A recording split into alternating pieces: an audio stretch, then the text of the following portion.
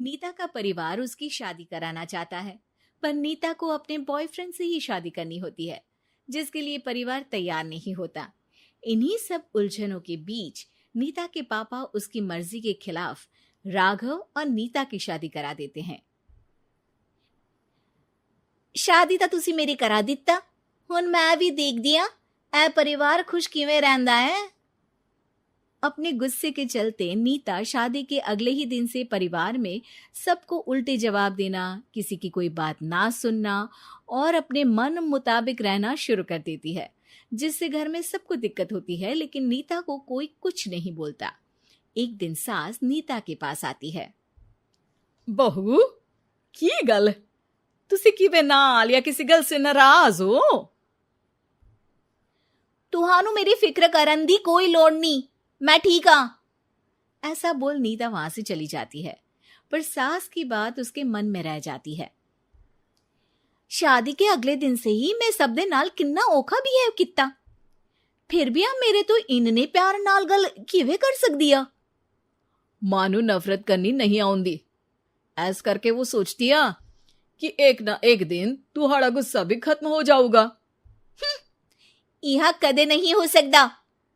इससे पहले राघव कुछ बोलता, नीता का मोबाइल बजने लगता है, जिस पर राघव वहां से चला जाता है और नीता फोन पर बात करने लगती है।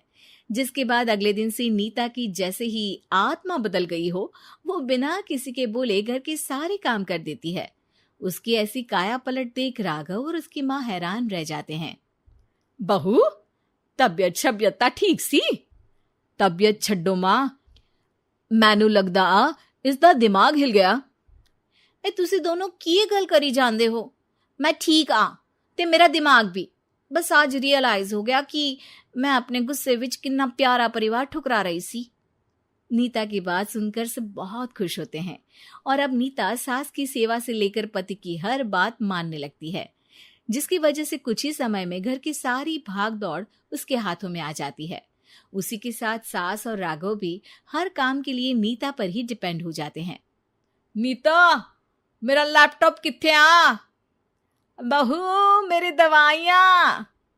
अब नीता अच्छी पत्नी और सर्वगुण संपन्न बहू बन गई होती है और इसी तरह विश्वास जीतते हुए एक दिन तिजोरी की चाबियां भी उसके हाथ में आ जाती है। ऐ हुई ना गल, हुन आएगा जिंदगी विच स्वाद। तिजोरी की चाबियां हाथ में आती ही नीता एक रात सास और पति के सोते ही सारे गहने और कैश लेकर घर छोड़ अपने बॉयफ्रेंड के पास चली जाती है। रवि मैं आ गई, अब सानू कोई अलग नहीं कर सकता। ते वेख मैं सारी ज्वेलरी ते कैश भी साथ ले आई। नीता की ये बात सुनकर रवि खुश हो जाता है और वो दोनों साथ रहने लगते हैं, जिसमें नीता पूरा समय काम करती है तो रवि उसके लाए पैसों पर ऐश करता रहता है। मैं तेरे तो प्यार कर दिया ता करके ससुराल छड़ाई, और एक तू आ जो पैसों दे आगे कुछ भी नहीं देखदा। ओ महारानी अपने काम तो काम रख, मेरे ते जुबान लड़ान दी जरूरत नहीं, वरना इस घर तो बाहर कर देना है। ऐ मेरा घरा तेरा ससुराल नहीं, जीवे मन किया रहली इथे रहन लाई, हाथ चला जुबान नहीं। रवि की बातें सुन नीता के सिर पर जैसे आसमान ही टूट जाता है। एक तेरे करके मैंने अपने मां पियो नाल उस भले चंगे ससुराल नु भी धोखा दिता ते तू छड्ड परे, मेरी ही गलती आ जे आखा उत्थे तेरे प्यार दा पर्दा डाल उस दिन फोन ते तेरी गल्ला विच आ गई। जे नहीं आउंदी ता आज खुशी नाल उथे ही बैठी होनी सी। ए भाषण उन्ना दियो जिससे इसका फर्क पड़े, मेरे कॉल नौटंकी नहीं। रवि वहां से चला जाता है और नीता रोती पछताती वहीं बैठ जाती है। हाय रब्बा, ए मैं की कर दिता, उस घर विच भी वापस नहीं जा सकती। एक ता घर छोड़ा नाल चोरी भी की, कोई मेहणु माफ नहीं करूंगा। घर कैसे वापस जाए इसी डर से नीता रवि का घर छोड़ नहीं सकती। इसी तरह दिन बीतते हैं और उन्हीं के साथ हालात बद से बदतर होते जाते हैं। अब रवि पैसों और अपनी मनमानी के लिए नीता के साथ मारपीट भी शुरू कर देता है, जिससे परेशान होकर एक दिन नीता उसे छोड़ अपने ससुराल वापस आ जाती है, जिसे वहां देख राघव गुस्से से लाल हो जाता है। हुन इथे की लेना या? हमारी जिंदगी के साथ घर ता तू पहले ही बर्बाद कर गई सी। जान दिया, मेरी गलती माफी लायक नहीं।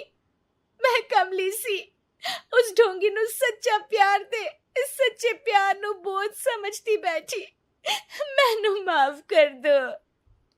जे मेरी नूर रानी समझ गई या कि उस तो गलती हुई या, फिर किस बात का रुसना मनाना। केड़ी नूर रानी? रानी बोलन जोगा इसने केड़े झंडे गाड़ दिए? मां याद कर, तेरे घर विच चोरी कर बहू ते पत्नी सब रिश्ते तोड़ भाग गई सी। और फिर की मानता रहिया, गलती हो गई सी। एक गलती ता रब भी माफ कर देता, ते तू और मैं ता सिर्फ इंसान ही आ। माफ कर दे, मैं बोल रही आ, ये दोबारा कदी कोई गलती नहीं करेगी। इसदा नहीं ता मेरा ही भरोसा कर ले। ठीक आ, जिवें तुहानू ठीक लगे, पर इसे बोल दे मेरे कोलो कोई उम्मीद ना रखे। तुसी जीवे कहोगे।